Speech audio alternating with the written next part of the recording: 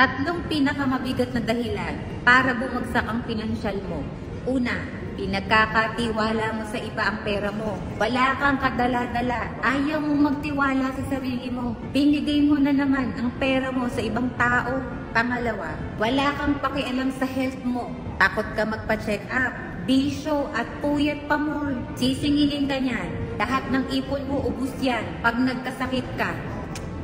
Pangatlo, ang hilig mo umutang. Alam mo ba na hindi dapat lumalampas sa 50% ng asset mo ang iyong mga kautangan? Sige, loan ka pa. Swipe lang ng swipe. Sinasabi ko sa'yo, pag humina ang kita mo, bigla. Ang buhay, parang gulong yan. Minsan nasa taas, minsan nasa baba. Magplano kang maigi para ang grasya hindi mauwi sa disgrasya.